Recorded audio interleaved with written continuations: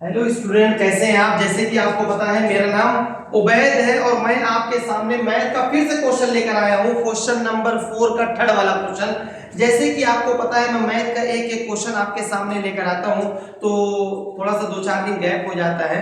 बहुत सारी दिक्कतें हैं। जैसे कि दिक्कतें का मतलब ये है कि इंस्टीट्यूट चलती है, समय नहीं मिल पाता है, लेकिन एग्जाम से पहले जो है आपकी बुक के सारे क्वेश्चन मैं हल करके आप तक पहुंचाऊंगा। और उसके अलावा अगर कोई दिक्कत आएगी तो आप मुझे मैसेज करेंगे तो मैं आपको सॉल्व करके दूंगा। आइए क्वेश्चन को स्टार्ट करते हैं। क्वेश्चन नंबर 4 का third question. Question number 1, question number 2, question number 3 हल हो चुका था। क्वेश्चन नंबर 4 हल करेंगे, जिसमें से मैंने आपको बताया था अगर इक्वेशन कंसिस्टेंट होगा, अगर इक्वेशन कंसिस्टेंट होगा तब आपको ग्राफिकली बताना है, लेकिन अगर इक्वेशन इनकंसिस्टेंट रहेगा तो आपको बिल्कुल ग्राफिकली ड्रॉ करके नहीं बताना है। तो चलिए आइए पहले क्वेश्चन को रीड करते हैं, समझते हैं और फिर आप बताएं कैसा आपको लगा। क्वेश्चन नंबर 4 का third question, class 10, which of the following pairs of linear equation are consistent, inconsistent? If consistent, obtain the solution graphically। कह रहा है इक्वेशन कंसिस्टेंट है या इनकंसिस्टेंट है। अगर कंसिस्टेंट है तो ग्राफिकली ड्रॉ करके हमें बताइए। तो जैसे कि मैं आपको बताता हूं, जो फॉर्मूला लगता है a1/a2, b1/b2 और c1/c2, सेम वही क्वेश्चन। आइए मैं आपको बताता हूं। ऊपर वाला होता है a1, नीचे a2, फिर b1, फिर b2, फिर c1 और c2। जैसे कि दो इक्वेशन दिए रहते हैं तो पहली प्लीचिट जो होती है a1/a2, ये आपको पता ही है, b1/b2, c1/c2। आइए पहले फॉर्मूले को यहां पर लिखते हैं। a1/a2, तो a1 मेरा कितना है 2, नीचे क्या है 4, 2 1 जा 2, 2 2 जा 4, 1/2। आसान है ना। आइए b1/b2, b1 है 1, b2 है -2, इसमें कुछ नहीं कटेगा। c1/c2 -6 और नीचे c2 क्या है -4, 2 3 जा 6, 2 2 जा 4, माइनस कट जाएगा, आंसर आएगा 3/2। तो 1/2 -1/2, 3/2 कोई बराबर नहीं है। तो लाइन क्या है, इंटरसेक्ट है। लाइन क्या है, इंटरसेक्ट है, क्योंकि a1 जो है, a2 जो है वो b1 b2 के बराबर है ही नहीं। तो यहां पे हम लिख सकते हैं a1/a2 is not equal to b1/b2। a1/a2 जो है वो b1/b2 के बराबर नहीं है। तो लाइन जो है, लाइन आर इंटरसेक्ट, लाइन जो है वो क्या है बेटा, इंटरसेक्ट है। अगर लाइन इंटरसेक्ट है तो इक्वेशन रहेगी कंसिस्टेंट। लाइन इंटरसेक्ट है तो इक्वेशन बनेगी कंसिस्टेंट। Equation are consistent. क्या रहेगा बेटा, कंसिस्टेंट।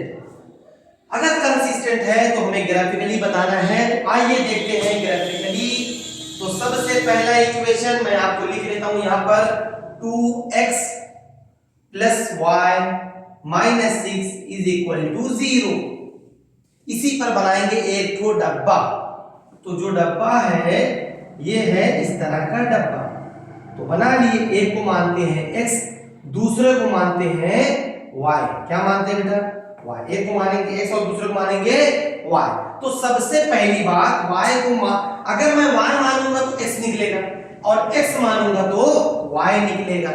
तो सबसे पहली बात मैं y को मानता हूं 0। अगर मैं y को 0 मानूंगा तो मुझे निकलेगा x। आइए करके देखते हैं। यही इक्वेशन को फिर से आप उतार लीजिए, 2x + y - 6 = 0। मैंने y माना है, याद रखिए, 2x + y की जगह क्या रहेगा 0, - 6 = 0। ओके, अब मेरे पास क्या बचेगा, 2x - 6 = 0। सही है ना। x = जो डिजिट वेरिएबल के साथ होगा वो नीचे चला जाएगा, ये हो जाएगा -6/2। आसान है ना। 2 1 जा 2, 2 3 जा 6, x आया -3। कितना आया बेटा, x आया कितना, -3। अगर x -3 है तो यहां पर आ गया -3। आप कोई भी डिजिट ले सकते हैं, x मानोगे तो y निकलेगा और y मानोगे तो x निकलेगा। बस डिपेंड ये करे 10 से नीचे आए ताकि आपको ग्राफिकली ड्रॉ करने में बहुत ही ज्यादा आसानी होगी। एक हल हो गया, एक बचा है। एक बार y को 0 माने तो x निकला, आप x को 0 मानते हैं तो y देखते क्या निकलता है। आप कुछ भी मान सकते हैं, जरूरी नहीं जो मैं 0 मान रहा हूं तो आप भी 0 माने। तो मैं यहां पे मानता हूं x को 0, ठीक है। तो सबसे पहली बात उसी इक्वेशन को फिर से लिख दीजिए, 2x plus y minus 6 is equal to 0। यहां पर 2x जो है वो क्या है, 0 है, यहां पे मैंने 0 लिख दिया, plus y minus 6 is equal to 0। 2 0 0 plus y minus 6 is equal to 0। तो y जो रहेगा वो हमारा क्या रहेगा बेटा, 6 रहेगा। क्या रहेगा बेटा, 6 रहेगा। तो यहां पर y कितना आया मेरा बेटा, 6 आ गया। आसान है ना, क्योंकि मैंने x माना 0 तो y निकला 6। ठीक है बेटा। तो आइए एक दूसरा वाला बॉक्स बनाते हैं। तो पहले इक्वेशन का पहला डब्बा और दूसरे इक्वेशन का दूसरा डब्बा। तो आइए दूसरा वाला डब्बा बनाते हैं। एक यहां पर है, पहली बात इक्वेशन में लिख देता हूं, यहां पर है 4x minus 2y minus 4 is equal to 0। यहां पर मैं डब्बा बना देता हूं। तो मैंने डब्बा बना दिया, जैसे कि आपको पता है हर बार हम डब्बा बनाते हैं। तो यहां पर है x और यहां पर है y, ठीक है ना। पहले मैंने y को 0 माना था, अब मैं मानूंगा x को 0। तो यहां पे आएगा x को 0, ये आएगा बेटा 4 का 4, x का x minus 2y minus 4 is equal to 0। बात सेकंड इक्वेशन की हो रही है बेटा। पहले इक्वेशन का डब्बा कंप्लीट, दूसरे इक्वेशन का डब्बा बचा हुआ है। अगर दूसरे इक्वेशन में भी सेम टू सेम करना है, लेकिन आसानी के लिए जो इक्वेशन 2 है उसी तरह इक्वेशन यहां पर आप लिख लीजिए, 4x minus 2y minus 4 is equal to 0। तो यहां पर x कितना आया, 0। तो मैंने 0 माना है, 0 आया नहीं है, मैंने 0 माना है। तो x को मैंने 0 माना है तो y ऑटोमेटिक निकलेगा। आइए देखते हैं। तो 4 0 minus 2y minus 4 is equal to 0। 4 0 सा या 0 4 सा कोई भी डिजिट होती है तो 0 ही होती है। Minus 2y minus 4 is equal to 0। y is equal to minus 4, ये माइनस 2 नीचे चला जाएगा, माइनस 2 2 1 सा 2 2 2 सा 4 आएगा कितना, 2। माइनस से माइनस कट जाएगा, डिजिट से डिजिट कट जाएगा। आंसर कितना आया बेटा, y इज इक्वल टू 2। तो y कितना आया, आसान है ना, आसान है। लेकिन आपको घर पे 2 से 3 मरतबा सॉल्व करना पड़ेगा, इतना भी आसान नहीं है। आसान बहुत है, मैं सुनकर लोग डर जाते हैं, लेकिन डरने वाली कौन सी बात है, हमेशा डर के आगे जीत है। आइए देखते हैं। एक डब्बा x को माने, y निकला। मैं 0 इसलिए मानता हूं क्योंकि मुझे वैल्यू आसानी से मिल जाती है, तो आप भी मान सकते हैं। आइए, अब मैंने x को 0 माना तो y निकला। अब किसकी बारी है 0 मानने की, y की बारी है, तो मैं y को 0 मान लिया।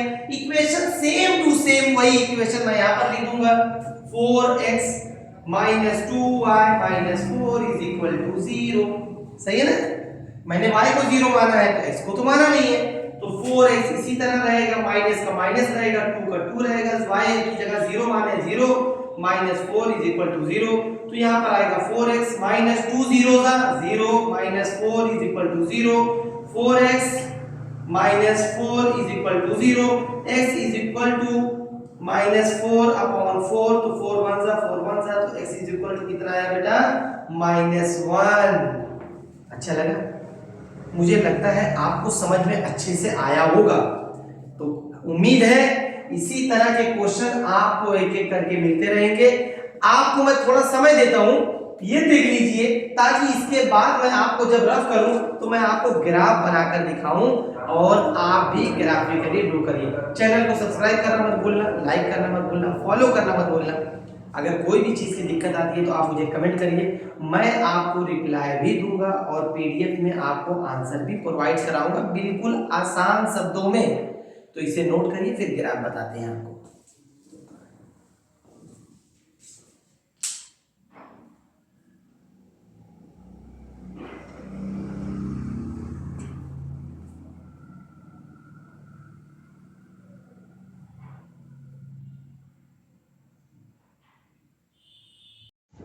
हाँ, जैसे कि मैंने अभी आपको बताया था कि ग्राफिकली मैं आपको ड्रॉ करूंगा, तो जैसे आपके सामने मैंने ग्राफ बनाया है और दोनों बॉक्स है, x3 है, y0 है, फिर x0 है, 6 है और x0 आया है, y जो है -2 है, 1 और 0 है। तो आइए इसी प्रकार मैं आपको ग्राफ पे बताता हूं, ध्यान देना कि किस तरह ग्राफ पे लाइन ड्रॉ करते हैं। एक बार याद रखोगे तो हमेशा के लिए आपको अच्छा रहेगा। तो चलिए आइए देखते हैं।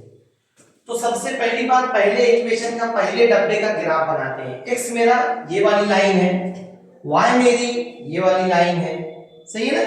x ये लाइन है, y ये वाली लाइन है, एक्सिस 0 होता है। जो बीच वाली, जो यहाँ पे पॉइंट जहां से नंबर शुरू होता है वो 0 होता है। क्या होता है बेटा? 0। तो x कितना है? 3। तो यहां पर आइए, x3 क्या है? ये 1 है, ये 2 है, ये 3 है। चलो 3 हो गया। y क्या है? y का भी एक्सिस 0 है और x का भी एक्सिस 0 है। तो मैं यहां पर एक अंडरलाइन करता हूं, यहां पर बनाता हूं 3 और 0, सही है। अब मुझे 0 और 6 लेना है। तो 0 x एक्सिस पे 0 क्या है भाई? जो बीच से नंबर शुरू होता है वो x एक्सिस होता है। तो ये 0, 6 कहां पर है? x एक्सिस की, और y एक्सिस पे 0, तो y ये है। तो 1 2 3 4 5 6, तो यहां पर है 6, तो मैं यहां पे लिख देता हूं 0,6। ठीक है, ये हो गया। अब ये हो गया। अब दूसरा क्या है? पहले ये पॉइंट को मैं मिला देता हूं, ये वाले पॉइंट को मैं मिला देता हूं। पॉइंट मिलाने का मतलब ये है बेटा कि आपके पास स्केल रहेगा, जब आप किसी भी चीज को रखकर मिलाओगे तो बहुत ही आसानी से मिलेगा। मैं मिलाऊंगा तो थोड़ा बहुत यहां वहां लाइन जाएगी, फिर भी मैं आपको मिलाकर दिखाता हूं। ये जो पॉइंट है ना, ये इस तरह जाएगी, ठीक है ना। मेरी तो थोड़ा पहले आ गई है, लेकिन आप जब स्केल से करेंगे तो इसको टच हो जाएगी, ठीक है ना। दूसरे इक्वेशन की बात करूं तो x एक्सिस है 0, तो ये है 0, y है -2, तो -1 -2, तो यहां पर मैं लिखता हूं 0 -2। क्या लिखूंगा बेटा? 0 -2।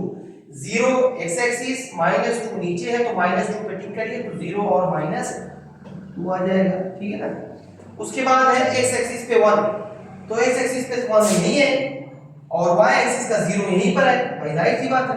तो यहां पर रहेगा 1 और 0। अब देखिए ये लाइन टकराते हुए यहां पर जाएगी, तो जब ये लाइन टकराते हुए जाएगी तो यहां से ये लाइन जाएगी, तो दोनों एक्सिस पे मिलेगी। तो जो एक्सिस पे मिलेगी ये भी 2 है और ये भी 2 है, तो x भी कितना है? 2, y भी कितना है? 2। यही आपको बताना है ग्राफिकली ड्रॉ करके। कैसा लगा आपको? इसी तरह एक एक क्वेश्चन के साथ आपसे मुलाकात करेंगे और उम्मीद है सपोर्ट करिए, चैनल को सब्सक्राइब करिए, और अगर कहीं पर भी कोई भी दिक्कत आती है तो आप मुझे बताइए। कोई भी सब्जेक्ट में आप मुझे बताइए। एग्जाम आ रहा है, फिर मैं आपको बताता हूँ बोर्ड एग्जाम में लिखा कैसे जाता है, उस क्वेश्चन को कैसे कैसे आपको करना है। इंग्लिश, मतलब सब हिंदी छोड़कर बाकी जितने सब्जेक्ट हैं, हिंदी उर्दू छोड़कर आपके जितने सब्जेक्ट हैं, physics, chemistry, math, bio, science, मैं आपको बताऊँ लिखना कैसे, ठीक है। ये ग्राफ को अच्छे से देख लीजिए और फिर मिलते हैं नेक्स्ट क्वेश्चन में एक नई खुशी के साथ, नई उम्मीद के साथ। आइए।